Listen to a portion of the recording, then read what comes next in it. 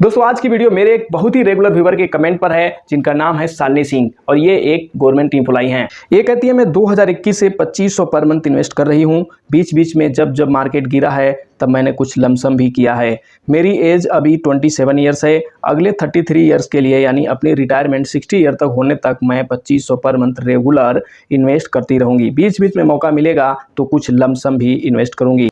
मुझे यही 2 SIP से 2 करोड़ अचीव करना है रिटायरमेंट के लिए। इसके अलावा मुझे एक टैक्स सेवर फंड भी चाहिए जो मैं अपने चिल्ड्रन के हाई स्टडी के लिए यूज करना चाहूँगी।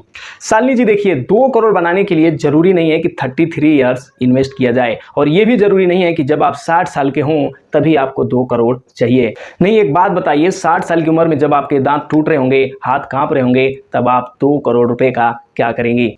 मेरे कहने का मतलब ये है कि अगर आप थोड़ा सा जागरूक होकर एक अच्छे इन्वेस्टर की तरह इन्वेस्ट करें तो आपको 33 ईयर्स इन्वेस्ट करने की जरूरत नहीं है। तो इस वीडियो में मैं आपको बताऊंगा कि कैसे आप मात्र अगले 24-25 साल में ही 2 करोड़ रुपए बना सकती हैं और वो भी अपने SIP अमाउंट को बिना बढ़ाए। नमस्कार दोस्तों, मेरा नाम है अभिमन्यु। स्वागत है आपका मिशन NCR में। दोस्तों मैं MP द्वारा रजिस्टर्ड एक म्यूचुअल फंड डिस्ट्रीब्यूटर और एडवाइजर हूं और इसके साथ साथ मैं पिछले 5 सालों से म्यूचुअल फंड में इन्वेस्ट करता हूं और अब तक का मेरा 11 लाख रुपए से ज्यादा का पोर्टफोलियो है और जल्द से जल्द इसे 1 करोड़ रुपए तक ले जाना है यानी बनाना है यानी मिशन NCR। तो अगर आप पहली बार म्यूचुअल फंड में इन्वेस्ट करने जा रहे हैं या पहले से इन्वेस्ट कर रहे हैं तो आपका कोई भी शक सवाल है तो आप मुझे कमेंट बॉक्स में पूछ सकते हैं। आप हमें इस नंबर पे व्हाट्सएप भी कर सकते हैं। जब मेरी इनसे फ़ोन पे बात हुई तो इन्होंने बताया कि मैं एक गवर्नमेंट एम्प्लॉय हूं और क्या शेयर बाजार में इन्वेस्ट करने से कोई प्रॉब्लम हो सकती है। देखिए, ये सवाल सिर्फ आपका नहीं है, मेरे खुद के कई सारे मित्र आर्मी में हैं, उनका भी यही सवाल होता है कि अगर शेयर बाजार में इन्वेस्ट करते हैं तो कोई दिक्कत तो नहीं है।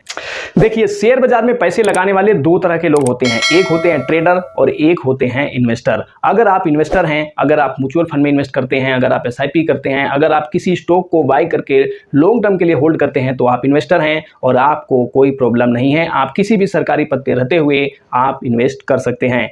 इसके अलावा अगर आप ट्रेडर हैं तो आप ये काम नहीं कर सकते हैं क्योंकि ट्रेडिंग को एक बिजनेस माना गया है और आप किसी भी सरकारी पद पे रहते हुए कोई और बिजनेस नहीं कर सकते हैं। दूसरी बात, मार्केट आवर और आपका ड्यूटी दोनों सेम टाइम पे होता है तो इसलिए भी आप ये ट्रेडिंग नहीं कर सकते हैं। तो एक चीज तो क्लियर हो गया कि अगर आप इन्वेस्टर हैं, किसी भी सरकारी पद पे हैं, किसी भी गवर्नमेंट जॉब में हैं तो आप आराम से इन्वेस्ट कर सकते हैं, बस आपको ट्रेडिंग नहीं करना है। तो चलिए स्क्रीन पर चलते हैं और सबसे पहले देखते हैं कि अभी तक इन्होंने कितने पैसे इन्वेस्ट किया है, किस फंड में इन्वेस्ट किया है और कैसे अगले 24-25 सालों में 2 करोड़ रुपए बना सकती हैं। तो दोस्तों अभी हम आ चुके हैं अपने स्क्रीन पर और बात करें इन्होंने कौन कौन से फंड लिए हैं तो एक है एक्सिस स्मॉल कैप फंड और दूसरा है फराग पारिक फ्लेक्सी कैप फंड। इन दोनों फंड में मिलाकर इनका लगभग 2500 रुपये का SIP चल रहा है। इसके अलावा इन्होंने एक और जो फंड लिया है वो है PGI India mid cap fund. इसमें इन्होंने एक बार कुछ लमसम इन्वेस्ट किया है, इसमें फिलहाल कोई SIP नहीं चल रहा है। इन 3 फंड के अलावा इन्होंने एक और ये स्मॉल कैप फंड लेना चाहती हैं जो क्वांट स्मॉल कैप फंड हो सकता है, तो उसमें भी अगर ये 1000-1500 के SIP करती हैं तो इनका टोटल SIP 4000 के आसपास का हो जाएगा। बात करें इनकी पोर्टफोलियो की तो इन्होंने अब तक यहाँ पे 1,22,826 रुपये इन्वेस्ट किया है और करंट वैल्यू आप देख सकते हैं 1,78,246 है, जिसमें इनको 55,420 का प्रॉफिट हो रहा है 45% रिटर्न के साथ। तो दोस्तों कुछ देर के लिए आप जो इनका एक करंट वैल्यू है 1,78,000 का जो अमाउंट है इसको अपने दिमाग में थोड़ी देर के लिए बैठा लीजिए। चलिए अब SIP पे चलते हैं। चलिए अब कैलकुलेटर पे चलते हैं और देखते हैं कि कैसे अगले 24 साल में 1,78,000 प्लस 4,000 की SIP से कैसे ये 2 करोड़ तक पहुँचेंगी। तो सबसे पहले चलते हैं हम लमसम कैलकुलेटर में। देखिए इनके पास जो इन्वेस्टेड अमाउंट है अभी तक 1,78,246 रुपये है। इसको हम लमसम कंसीडर करके कैलकुलेट करेंगे। कितने साल के लिए? अगले 25 साल के लिए। ठीक है, इस पर रिटर्न रहेगा 15%। जो इनका करंट पोर्टफोलियो है इस पर यहाँ से आगे 15% का रिटर्न मिलता है, मतलब इसमें कोई SIP नहीं करती हैं तो आप देख सकते हैं ये 58 लाख रुपए तक का बन जाता है। मतलब पिछले 5 सालों में इन्होंने जितना इन्वेस्ट किया है उसकी वैल्यूएशन अगले 25 सालों में 58,68,000 रुपये हो जाएगी। अब आप फिलहाल ये 58,68,000 को थोड़ी देर के लिए अपने दिमाग में बैठा के रखिए। चलिए अब चलते हैं SIP कैलकुलेटर में। मान लीजिए 2500 रुपये हर महीने इन्वेस्ट कर रही हैं, एक और फंड में इन्वेस्ट करना चाहती हैं जो कि क्वांट स्मॉल कैप फंड हो सकता है। इसमें अगर ये 1500 का इन्वेस्ट करती हैं तो 2500 और प्लस 1500 टोटल 4000 रुपये की इनकी SIP हो जाएगी। ठीक है, इसको भी हम 25 सालों के लिए कंटिन्यू करेंगे। इस पर भी रिटर्न हम 15% ही कैलकुलेट करेंगे।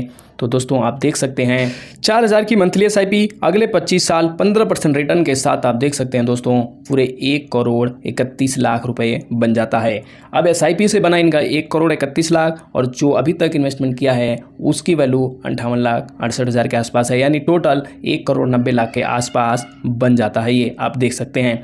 इसमें मैंने अभी एक चीज़ और ऐड नहीं किया है, वो है लमसम टॉपअप। अगर ये हर गिरावट पे थोड़ा बहुत लमसम टॉपअप करती हैं तो मेरा यकीन मानिए ये 25 सालों में आप 2 से 2.5 करोड़ रुपए आराम से बना सकती हैं। इसके अलावा मैंने जो रिटर्न कैलकुलेट किया है सिर्फ 15% किया है। अगर गलती से 16-17% का रिटर्न मिल गया तो आप देख सकते हैं ये अमाउंट क्या हो सकता है। और जैसे कि इनके पास एक स्मॉल कैप है और एक और स्मॉल कैप लेना चाहती हैं तो स्मॉल कैप का एवरेज रिटर्न तो 18-20% होता ही है।